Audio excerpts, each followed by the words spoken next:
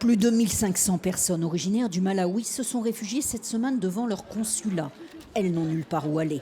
Les autorités sud-africaines refusent toujours de fournir des abris aux déplacés. Ce sont des associations qui les nourrissent et des ONG qui les soignent. Les équipes de MSF sont inquiètes.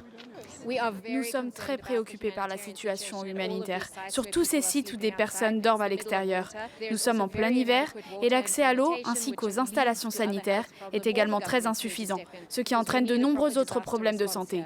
Les déplacés sont évacués à Moussina, dans le nord du pays. C'est le seul camp que le gouvernement sud-africain a accepté de construire. Plus de 30 000 personnes sont déjà passées par là. Mais comme nous l'explique le directeur des lieux, Pretoria refuse de payer pour les bus qui ramènent ces migrants.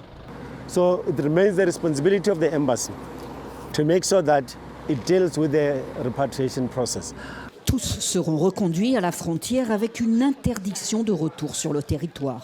Les personnes qui restent dans le pays au-delà de la durée autorisée s'exposent à des sanctions. L'une de ces sanctions est d'être déclarées indésirables. Restent ceux qui ne veulent pas ou qui ne peuvent pas repartir dans leur pays d'origine. À Durban, ces Congolais dorment sur le trottoir ou dans leur voiture depuis plus de 2 mois. La plupart ont leur carte de réfugiés. On leur a dit de retourner dans leur quartier, mais ceux qui ont osé le faire ont été frappés.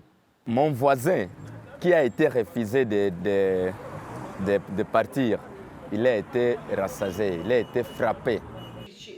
Quelques jours après cette interview, Christian a été violemment agressé alors qu'il retournait dans son quartier. Les organisations des droits de l'homme sont choquées qu'aucune protection ne soit allouée à ces victimes. Si ça avait été des Sud-Africains qui avaient été chassés de chez eux pour une raison ou une autre, quelle aurait été la réaction ? Vous savez, je ne comprends pas pourquoi la municipalité ou le gouvernement provincial refuse d'agir. En Afrique du Sud, la crise humanitaire liée aux violences xénophobes ne fait que s'aggraver.